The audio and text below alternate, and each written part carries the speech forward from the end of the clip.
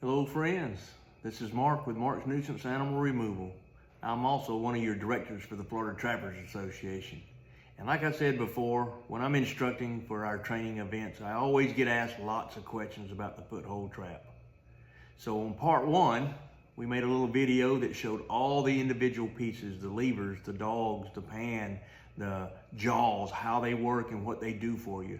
This will be part two of the three-part series on basic foothold traps that will teach us just a couple of extra things about the trap that we can use to our advantage, and just more knowledge and more understanding of the tools we use.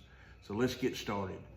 Last video, as we went over everything, the pan, the jaws, the levers, we also talked about this chain that hangs from the bottom. This comes on, that piece of chain comes on almost every trap you buy. It's almost identical, it's nothing special. It comes with a swivel so the trap will turn. Down here's another swivel. It's probably 6 to 8 inches of chain on it. And this is the anchor chain. It's not the anchor itself. The anchors are different and there's many variations. I'll share the two that I use with you and show how they work. Okay, so they would be attached right here. What's gonna happen is, once they're attached, you're gonna say my hand is the ground, the anchor's driven down in the ground. And this should sit right about the surface of the ground. So that way when the animal, whatever that may be, gets in it, let me hold that. As he pulls, he has this much room, this much chain to play with and to move around with, as the anchor stays in the ground and holds him in place until you get there. Here's one of the modern anchors that we use. It's got a anchor on the bottom, a Berkshire anchor. This is really good for sandy soils and everything. And it's got a cable on it. And it's just one way of many to anchor your trap. Here's my system that I use. It's another piece of chain, anywhere from 12 to 15 inches. You can see there's my tag, and there's another swivel if you want it. And this is just called a super stake. You can order these online. They'll come with the chain already attached. This is pulled up like this. You put your post in the ground right there, your driver, and you drive this in the ground like this all the way down. And then when you just give it a little pull up, it turns the anchor sideways and holds it fast. He's not going anywhere, and I doubt he's gonna pull that out of the ground. So those are your anchor chain. That's part of your trap. And the anchor itself includes the chain, the anchoring device, or a piece of cable, or any way that you choose to hook it to hold it fast in the ground. All right, let's touch on night latches. Night latch, or night latching your trap, is a way to set your trap to where it takes almost minimum effort to set it off. It allows you to set that trap where that pan is laying down flat. That pan is sitting up at an angle. You don't want that. That'll never set. You'll never be able to cover that perfectly. So right now, I have set this trap, and I've taken the dog and just shoved it underneath there a little bit. So a night latch is on this trap, has a notch cut in that dog. You'll hear it when it snaps into place in just a minute. Some traps on your pan, for example, this pan right here, the part of the trap that the dog goes under right there, your night latch is actually cut, filed into that piece. It's just a part of it popped out. So when you set the trap and you pull that dog down, it'll snap into place.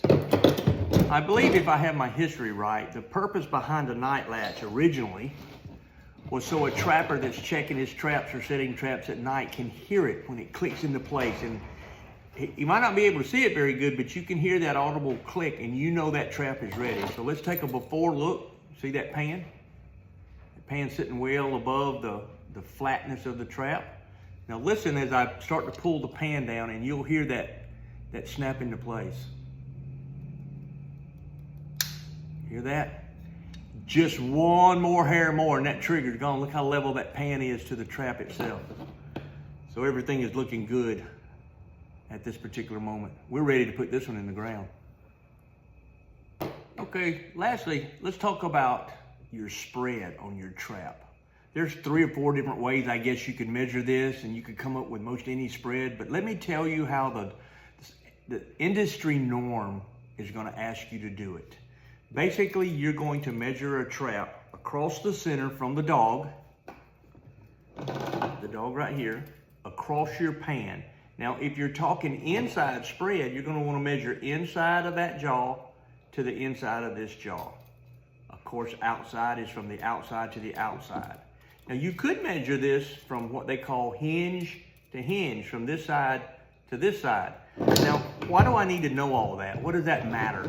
Well, I mean, who cares? The trap's a great trap. It's used for, okay?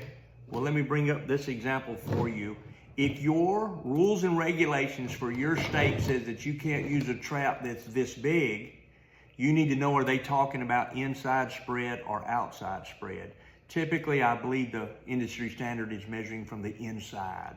They want to know what part of that trap is going to be and land on the animal's leg, right above his foot. So, for example, this 550 it's right at 4 7/8 across the way you should measure the inside spread.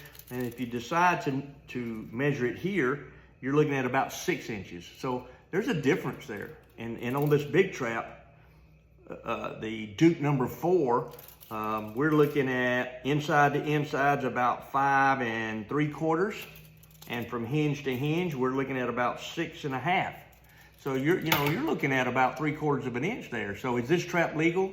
Is this trap legal? That's something that you'll have to learn. And I also get the question, if you've got a trap set like this, we're just in my shop playing around, how do you release that trap without it clamping on your hand or pinching you somehow?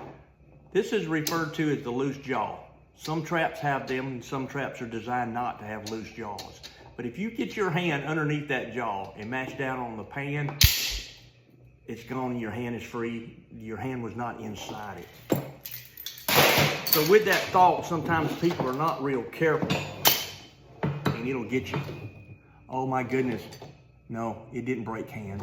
And if you realize this is on the back of the hand, this is where all the little bones are. It didn't break them either. I'm not in any pain. Now, is it uncomfortable? Sure, it's uncomfortable. But am I going anywhere? Nope.